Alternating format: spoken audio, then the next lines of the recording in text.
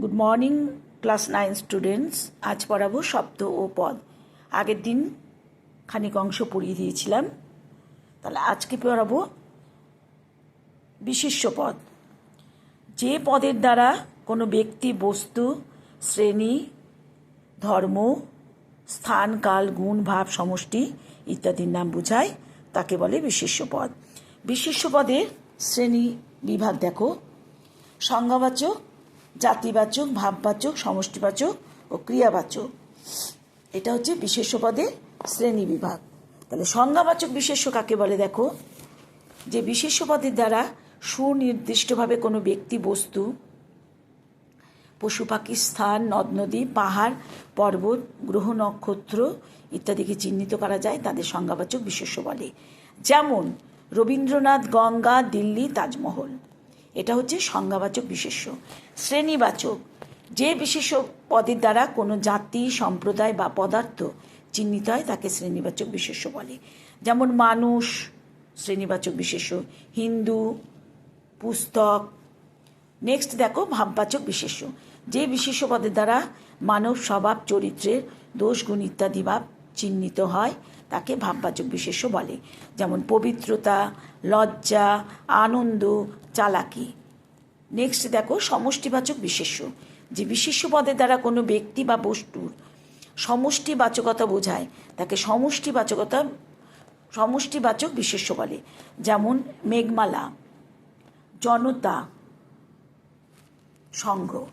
Next দেখো ক্রিয়াবাচক বিশেষ্য: যে বিশেষ্য পদের দ্বারা কাজের নাম বোঝায় তাকে ক্রিয়াবাচক বিশেষ্য বলে। যেমন চলন, শ্রবণ, লিখন, আসা, খাওয়া, ঘুমানো, সবই এগুলো ক্রিয়াবাচক বিশেষ্য। তাহলে বিশেষ্য পদ আমরা জানলাম, বিশেষ্য পদের শ্রেণীবিভাগ পড়লাম। এবার হচ্ছে বিশেষণ পদ। যে পদ অন্য কোনো পদে দোষ, গুণ, ধর্ম, অবস্থা, পরিমাণ, সংখ্যা ইত্যাদিকে বোঝায় তাকে সেই পদের বিশেষণ পদ বলে। বিশেষ্যের বিশেষণ: এক ঝলকে বিভিন্ন ধরনের বিশেষণ পদ। যে পদ বিশেষ্য পদের দোষ, গুণ, অবস্থা চিহ্নিত করে তাকে বিশেষ্যর বিশেষণ বলে। যেমন গুণবাচক: নৈতিক, শক্তি, গভীর, বন, এটা হচ্ছে গুণবাচক। অবস্থাবাচক হচ্ছে মধুর হাসি, জ্বলন্ত অঙ্গার। পরিমাণবাচক দেখো এক কাঠা জমি, পরিমাণ বোঝাচ্ছে গুটিকতক পায়রা। বর্ণবাচক কালো চুল, রং আর কি, নীলপদ্ম। সংজ্ঞাবাচক ঢাকাই মসলিন, রাবীন্দ্রিক ছন্দ। উপাদানবাচক মেটে পথ, রেশমি চুড়ি। প্রশ্নবাচক কি প্রয়োজন, কোন রাস্তা, প্রশ্ন করছে। বহুপদময় ভাঁজ করা কাগজ, হাড় কাঁপানো শীত। তদ্ধিতান্ত রাজনৈতিক চিন্তা, ভারতীয় ঐতিহ্য। কৃদন্ত ফুটন্ত জল, বাড়তি চাল। বিপসামূলক বিশেষ্যর বিশেষণ। চোখা চোখা কথা, ভাষা ভাষা চোখ। ধন্যাত্মক কনকনে ঠান্ডা, চনমনে রোদ্দুর। সর্বনামীয় মদীয় গৃহ মানে নিজের আর কি। তদীয় প্রতিভা, ভবদীয় সেবন। বৈশিষ্ট্যবাচক বিনম্র চিত্ত, কাতর প্রার্থনা। পদান্তরিত হঠাৎ আলোর ঝলকানি, রাতভর বৃষ্টি। বিশেষ্যর বিশেষণ দেখো: যে পদ বিশেষণকে বিশেষিত করে। যেমন খুব ভালো ছেলে, বিশেষণকে বিশেষিত করে। খুব কেমন ছেলে, খুব ভালো ছেলে। নিশিত শীতল স্নেহ। সর্বনামীয় বিশেষণ: যে সর্বনাম পদ বিশেষ্যকে বিশেষিত করে। দেশবাচক সেখানকার লোক, কোথাকার কে। কালবাচক তখনকার ব্যাপার, কবেকার জিনিস। পরিমাণবাচক যত মত তত পদ। সাদৃশ্যবাচক যেমন কর্ম তেমনি ফল। সর্বনামের বিশেষণ: যে বিশেষণ পদ সর্বনামকে বিশেষিত করে। যেমন স্মরণীয় যারা, বরণীয় তারা। ক্রিয়া বিশেষণ: যে বিশেষণ পদে ক্রিয়াপদের দোষ, গুণ, অবস্থাকে বুঝিয়ে দেয়। যেমন কালবাচক ক্রিয়া বিশেষণ, পৌঁছিবা মাত্র লোডশেডিং। স্থানবাচক পশ্চাতে রেখেছ যারে। অবস্থাবাচক জোরে হাঁটো, চেঁচিয়ে চলো। এছাড়া মনে রাখো সংখ্যাবাচক দুটি কলম দাও, চার মাথার সংখ্যা। পূরণবাচক 21 শতাব্দী 22 শ্রাবণ। সম্বন্ধবাচক সামনের সোমবার, ঘোমটার বউ।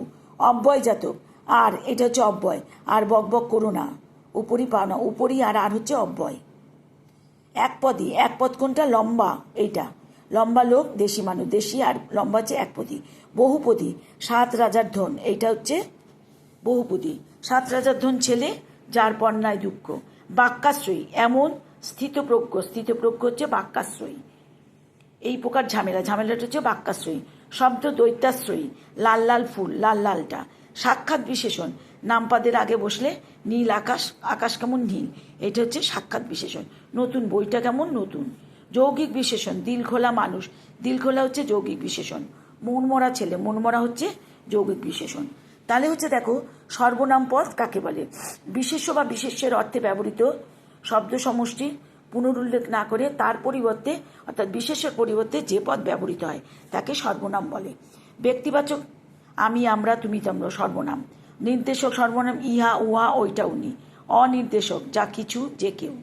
প্রশ্নবাচক কোথায়, কে, কি। আত্মবাচক মানে নিজের, আপন, নিজেকে। সমষ্টিবাচক সব, অনেকগুলো, সকল, সবাই, সমস্ত। সাপেক্ষাবাচক যাহা তাহা, যিনি তিনি। পারস্পরিক বা ব্যতিহারিক সর্বনাম আপনা আপনি, নিজে নিজে। অব্যয়পদ যে পদের ব্যয় নেই, অর্থাৎ লিঙ্গ বচন কারক ভেদে যে সমস্ত পদ কোনো অবস্থাতেই চেঞ্জ বা পরিবর্তিত হয় না তাকে অব্যয়পদ বলে। অব্যয়কে আবার কতগুলো ভাগে ভাগ করা যায়? পদান্বয়ী অব্যয়, সমুচ্চয়ী সংযোজক অব্যয়, অনন্যয়ী অব্যয়। তাহলে আজকে এইটুকু থাক। Thank you.